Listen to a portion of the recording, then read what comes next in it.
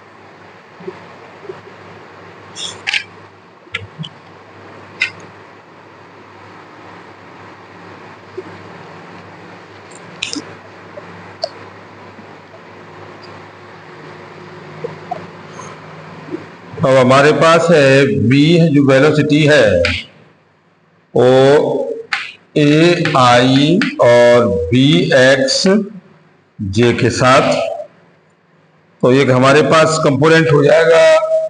अगर हम इसी को कन्वर्ट करेंगे तो एक dx अपॉन dt में हो जाएगा a और एक हो जाएगा dy upon dt equal to bx के साथ। ये दोनों कंपोनेंट पर आ गई।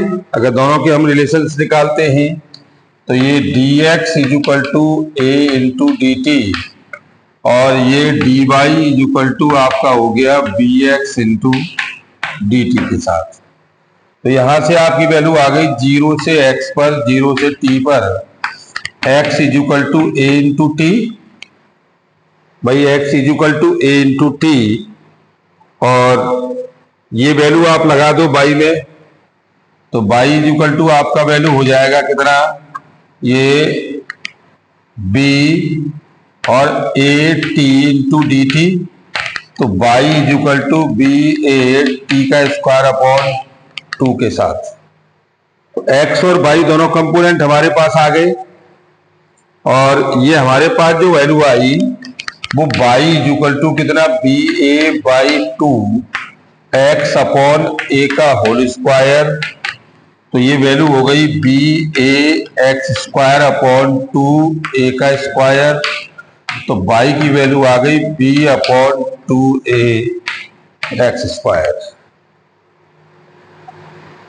अब ये कर्वेचर कहता है कि रेडियस, जो रेडियस ऑफ कर्वेचर है वो 1 plus D Y upon D X का होल स्क्वायर और 1 अपॉन 2 और ये d का square Y upon D X square के साथ।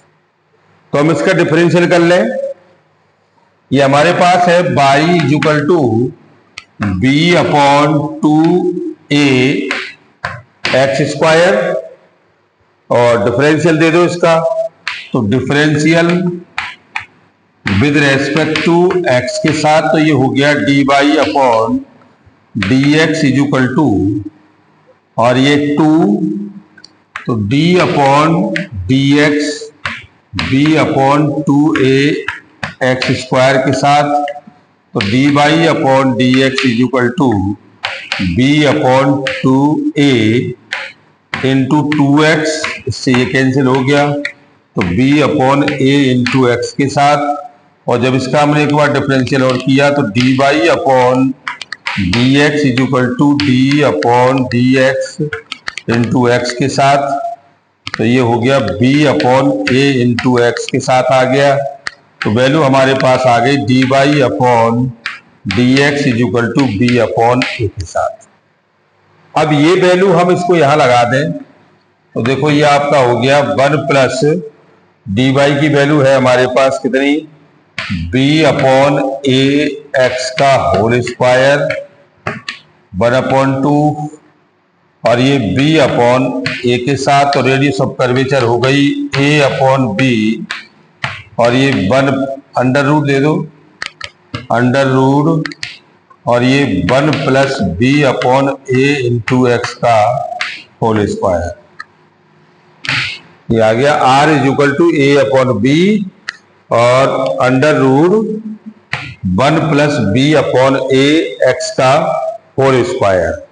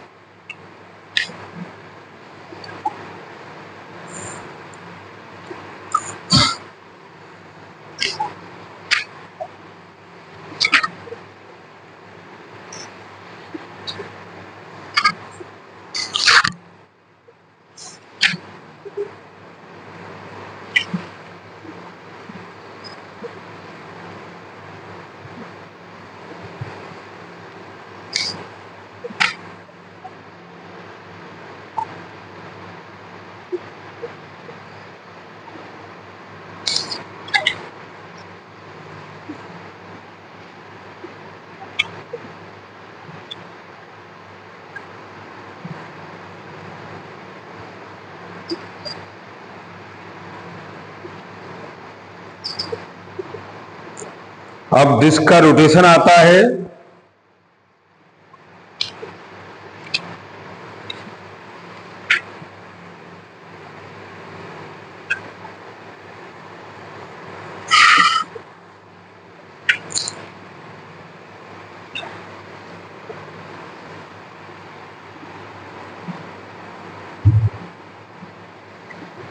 यहां तक कोई समस्या कोई क्लियर हो तो आप कर लीजिएगा।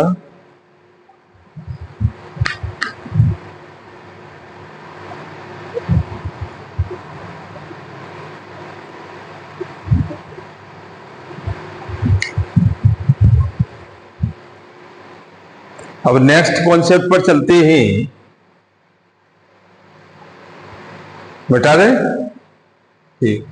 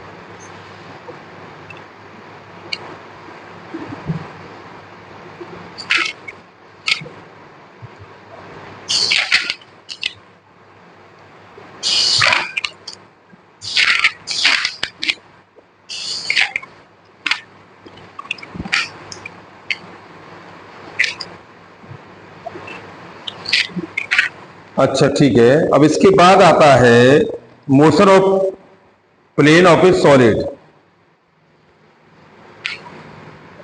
Plane motion of solid.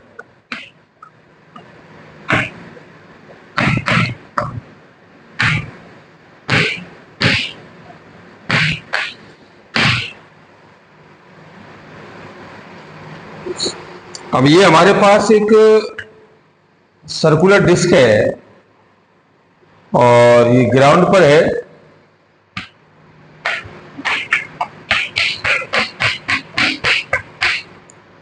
और ये इसका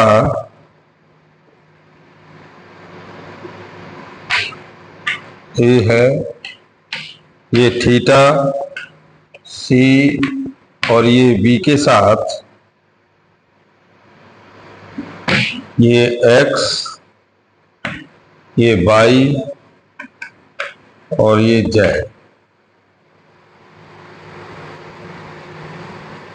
ये पॉइंट A से जब रोटेट करेगा तो उस समय आप इसकी वेलोसिटी होगी v a equal to bc plus bac, यानी कि सेंट्रल और इसके बीच में जो वेलोसिटी होगी। और इसे आप कह सकते हो b a equal to bc plus r omega, r radius ac के साथ। तो यही वैल्यू आपके पास एक्सेलरेशन में कितनी हो जाएगी, तो omega a is equal to omega c plus omega ac के साथ। ये वैल्यू आपकी आ गई omega a is equal to omega c plus omega square minus के r ac और plus beta cross r ac।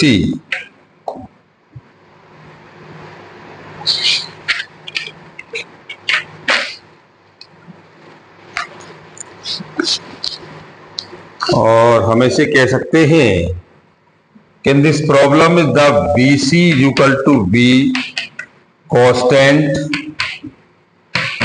और BC इक्वल टू हो गया B equal to R omega और ओमेगा C सेंट्रल पर 0, तो बीटा इज इक्वल टू 0, तो omega A equal to आपका आ गया ओमेगा स्क्वायर RAC के साथ।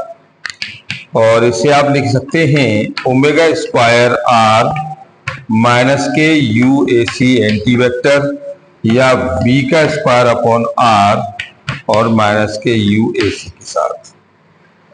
और ये यूनिट वेक्टर है और यूनिट वेक्टर की वैल्यू 1 होती है, तो आप लिख सकते हो omega A equal to B का स्क्वायर अपॉन R के साथ।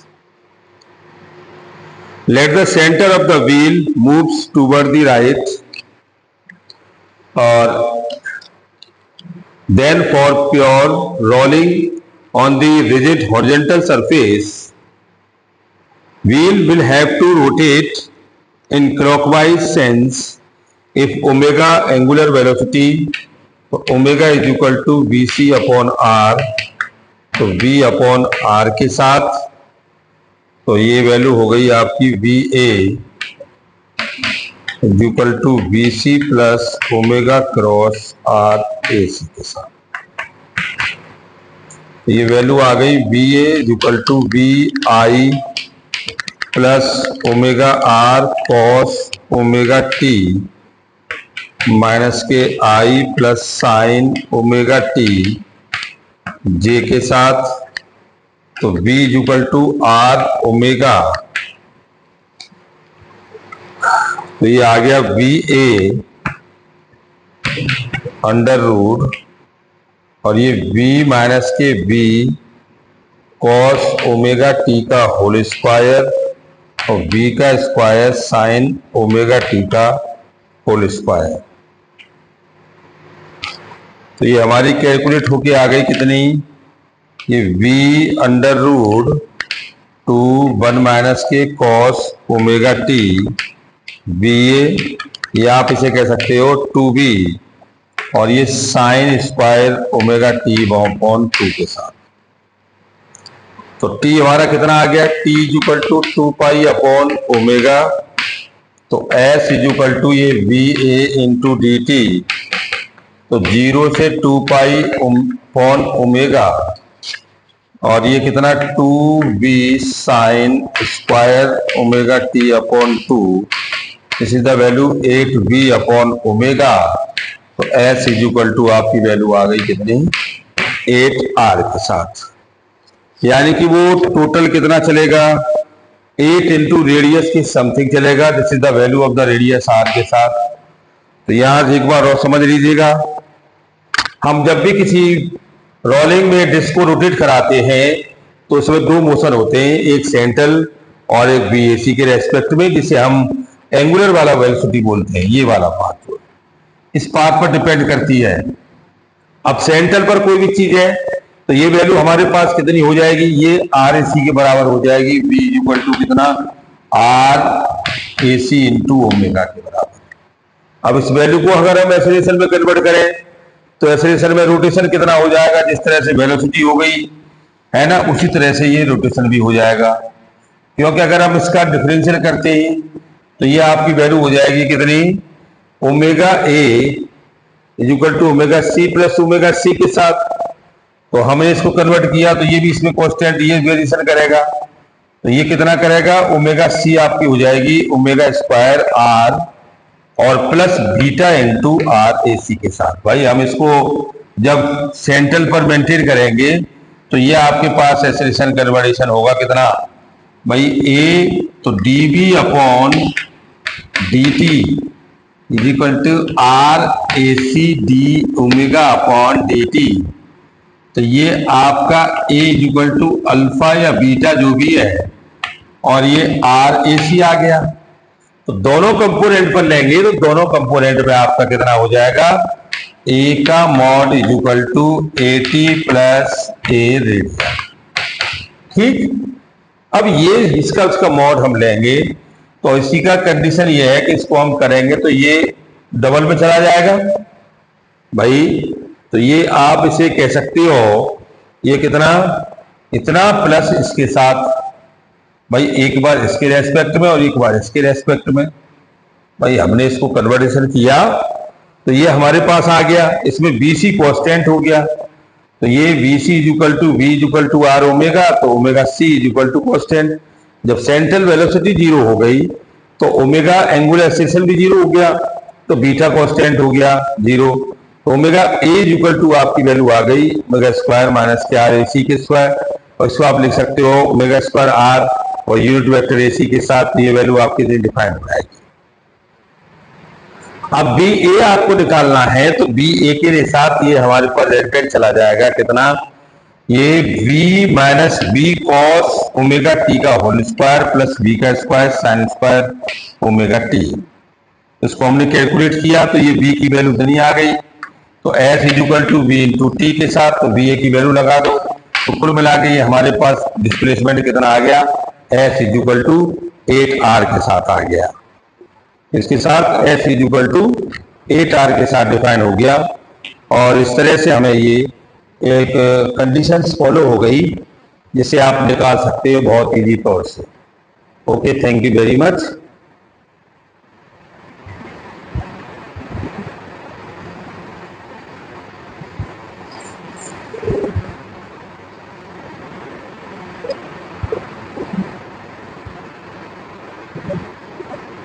अरे भगवान।